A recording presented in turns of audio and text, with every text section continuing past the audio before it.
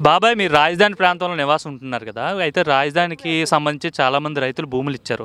అప్పుడున్న గవర్నమెంట్ ఏమన్నదంటే భూములు ఇచ్చిన రైతులందరికీ కూడా ఫ్లాట్లు ఇస్తామని చెప్పింది రాజధాని ప్రాంతంలో. ఇచ్చారా అప్పుడు గవర్నమెంట్? ఇచ్చారండి. అప్పుడే ఇచ్చేసింది. ఎవరు ప్లాట్లు వాళ్ళకి ఇచ్చింది. రోడ్లు కూడా ఒక పక్క నుంచి మొదలుపెట్టారు. అటు చాకుమూరు నేలపాడుకల నుంచి రోడ్లు కూడా మొదలుపెట్టారు. ఎవరు ప్లాట్లు వాళ్ళకి ఇచ్చారు. ఇవన్నీ ప్లాట్లు వచ్చినాయి. ఈ రాజధాని 29 గ్రామాలు మొత్తం ప్లాట్లు వేసిందే. ఆ ప్లాట్లు వేసింది జగన్ రెడ్డి గారు వచ్చి నాశనం చేశాడు. ఎక్కడ ఏ ప్లాట్ ఉన్నది కూడా గుర్తు లేకుండా ఊరిదే ప్లాట్ అనేది కూడా తెలియకుండా కన్ఫ్యూజ్ అయిపోయింది. అంతా కంప. ఈ కంప పీకేయడానికే 36 కోట్లు అయింది. కంప పీకేయడానికి ఎవరు ప్లాట్లు వాళ్ళకి ఇచ్చారు. అప్పుడు ఆయన ప్రభుత్వంలో 6 నెలల్లో ఇదంతా బాగు చేసి ఎవరు ప్లాట్లు వాళ్ళకి 3 నెలల్లో ఇవ్వమని కూడా చెబితే దాన్ని పట్టించుకోవాలా. 3 రాజధానులు అని చెప్పి మొదష్టం చేశాడు. అడవులు పాలు చేశాడు. ఎక్కడైతే అక్కడ ఎటువంటి ఇది వస్తుందో చెప్పడానికి లేకుండా ఆ విధంగా చేశాడు జగన్ గారు ప్రభుత్వం. ఓవరాల్గా ఇప్పుడు ఏదైతే సిఆర్డీ అధికారులు ఉన్నారో రైతుల పట్ల సానుకూలంగా స్పందిస్తున్నారో, ఏదైనా సమస్య ఉంటే మామూలుగా కాదండి. సానుకూలంగా కాక ఏమైంది, ఎప్పుడో 10 సంవత్సరాల కిందే ఇచ్చాడు ఎవరు ప్లాట్లు వాళ్ళకి. ఎవరు ప్లాట్లు వాళ్ళకి ఇచ్చేసారు. ఇవన్నీ ప్లాట్లే. అంటే ఏదైనా సమస్య వచ్చి అధికారుల దగ్గరికి వెళ్తే బాగానే స్పందిస్తున్నారా? సమస్యను పరిష్కరిస్తున్నారు. అసలు అభ్యంతరమే లేదు. అసలు స్పందించిన వాళ్ళు లేరు. ఎవరో ఒకళ్ళిద్దరు ఉంటారు పార్టీలు అన్నాక. అయితే రాజధాని కోసం భూములు ఇచ్చిన రైతులకైతే న్యాయం జరిగిందంటారు. రాజధాని రైతుల కోసం కాదండి, అసలు భూమి ఇచ్చింది మన రాష్ట్రం కోసం ఇచ్చారు భూములు. ఇప్పుడు మా భూమి అమ్మేం తర్వాత ఇచ్చారు. వాళ్ళు కూడా రాజధానికే ఇచ్చారు, కాదని అంటలా. అయితే అసలు రాజధాని ఆయన మహానుభావుడు వచ్చి పోయిన 5 సంవత్సరాలు కనుక ఈయనే ఉంటే అసలు ఎట్టుండమంటే అట్టుండేది.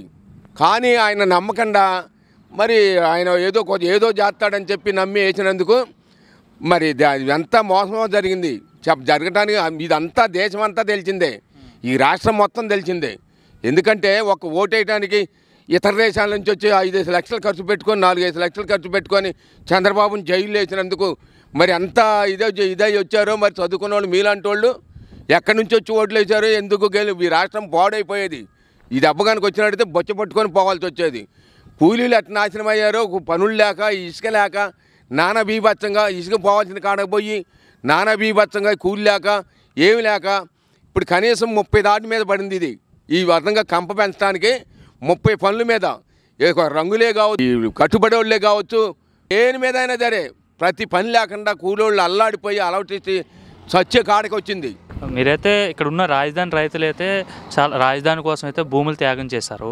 అయితే ఆ త్యాగం చేసిన అనంతరం గత గవర్నమెంట్లో ఉన్న రాజధాని పరిసర ప్రాంతాలు చూస్తే ఎలా అనిపించేది?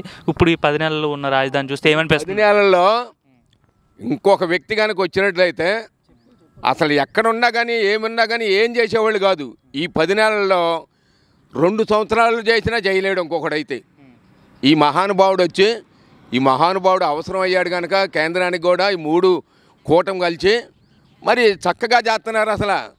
అసలు ఎటువంటి వ్యతిరేకం కలిగినోడు కూడా ఇది చక్కగా ఉందాయా, ఈ ప్రభుత్వం మంచిగా చేస్తున్నారని చెప్పుకుంటున్నారు. పనులు బాగా జరుగుతున్నాయి అంటారు. బాగా జరుగుతున్నాయండి. బాగా అంటే బాగా కాదు, 100కి 200% జరుగుతుంది పనులు. రాజధాని మన హైలైట్గా మరి ఇది పోయినట్టు పోతుంది. అంటే దేశంలోనే మంచి రాజధానిగా తీర్చిదిద్దని చెప్తాను. ఈ రాష్ట్రానికి ఏ రాష్ట్రం చాలదు. ఆ విధంగా చేయాలని చెప్పి చంద్రబాబు నాయుడు గారు యొక్క కోరిక, మరి పవన్ కళ్యాణ్ గారి కోరిక, మరి మోదీ గారి కోరిక. అసలు తిరుగులేదు. ఇక 100కి 10 మంది కూడా ఉండరు బాగా చేయరు అనేవాళ్ళు.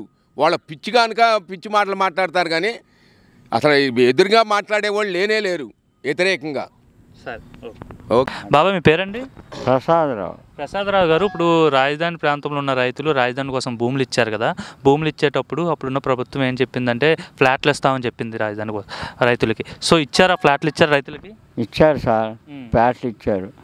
అన్ని సక్రమంగా చేస్తున్నారు. కూటమి ప్రభుత్వం వచ్చినాక మన కాని పనులు కూడా దగ్గరుండి చంద్రబాబు గారు పట్టించుకొని చేస్తున్నాడు.